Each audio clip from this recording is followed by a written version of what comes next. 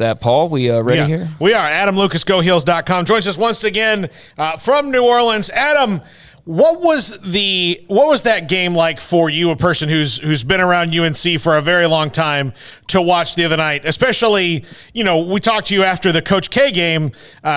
Most North Carolina fans think you couldn't top it, but topped it 100 times over on Saturday night. Definitely turns out that it could be topped. Don't think anyone anticipated it. I've never seen a reaction like that one in the stands at a game, and that includes any championship game I've ever been to. Just so many emotions going into those final seconds, and then the immediate aftermath. And man, I don't know if the Tar Heel players will have anything left, but I would be stunned if Tar Heel fans have anything left after Saturday night. Do you have anything that you can even compare it to? No. Yeah, I figured. I've never seen anything like it. I mean, I think it was most similar to the on-court reaction from the players in 17, the guys who had been part of the 16 team and then had that whole year to try to come back and win it again. They were very, very emotional after beating Gonzaga for the national championship. But this was 5,000 or 6,000 Carolina fans who have lived with Duke for decades in some cases and have been thinking about this game for an entire week. And it just all came out at the end. I've never seen that range of emotions really at any sort of event, much less a sporting event. Just anything I've ever seen. I have not seen anything like that. From the Pitt game on, when did this team go to believe that they can do what they've been doing? I think they started to believe it there after the Duke game in Chapel Hill. I mean, they really got outplayed in that game, but then they started to play a little better. They made some X's and O's adjustments that really helped, and they got some good results from those adjustments and just became a very different team. If you go back and look at the film of the games in Connecticut, for example, at the beginning of the season and compare it to the film now, that looks like two different basketball teams, not only in personnel because you're missing a couple people, but also in just what they're running and how they're trying to score and how they're playing defense. And that's a credit to Hubert Davis and his coaching staff for adjusting to what was available to them.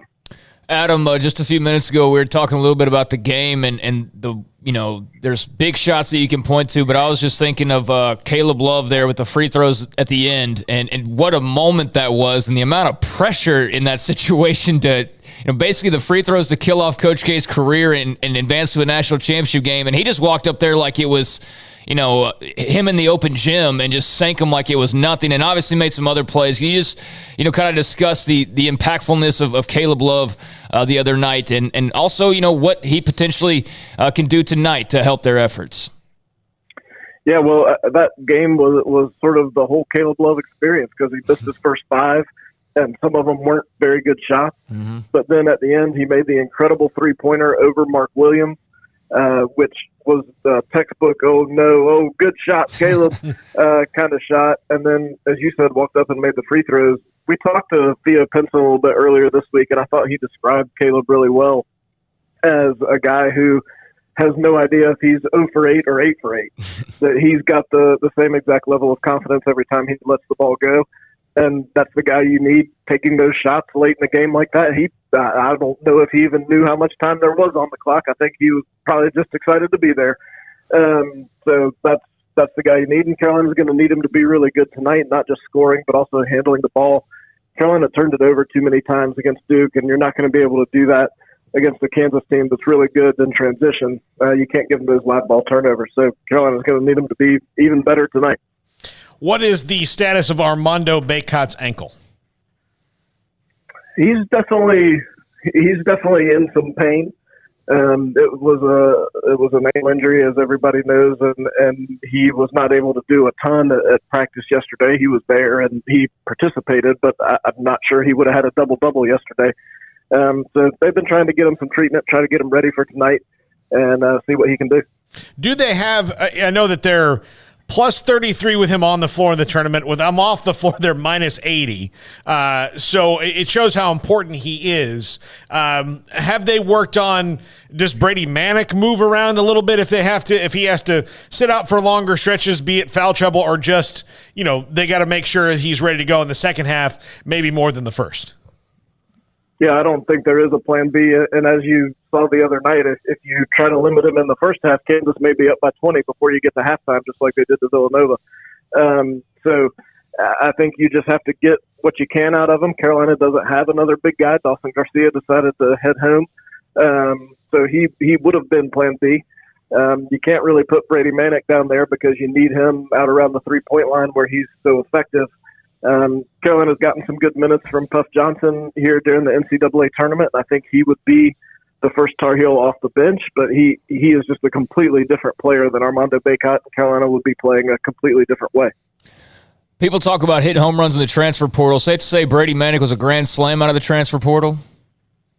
I think he's probably the most impactful transfer of that type Carolina's had, and that includes Cameron Johnson, who's having a great NBA career with the Phoenix Suns. Just a perfect fit for what Hubert Davis was trying to do on the court, but what they found out is that he was also a perfect fit off the court, and that's the real – you just never know about that with the transfer portal because the relationship gets built so quickly. It's not like recruiting where you learn about a guy over the period of a year or more. Carolina learned about Brady Manek in legitimately 3 days. And so you really don't know what exactly you're getting. And it turned out Carolina got somebody who's helped them get all the way to the national title game. Adam, do you think that Carolina will be comfortable in a game running back and forth with Kansas? Because it looked like they were comfortable doing it with Duke, but with Kansas in particular. Yeah, I mean, Hubert Davis has been very complimentary of how well Kansas runs, and that's always been the book on Carolina, but I think that's less the case on this year's Carolina. They really haven't done that quite as much, and so I think Kansas will try to push the tempo and establish the tempo on the Tar Heels more than anybody Carolina's faced this year. You got a lot of teams in the ACC that would rather play in the half court.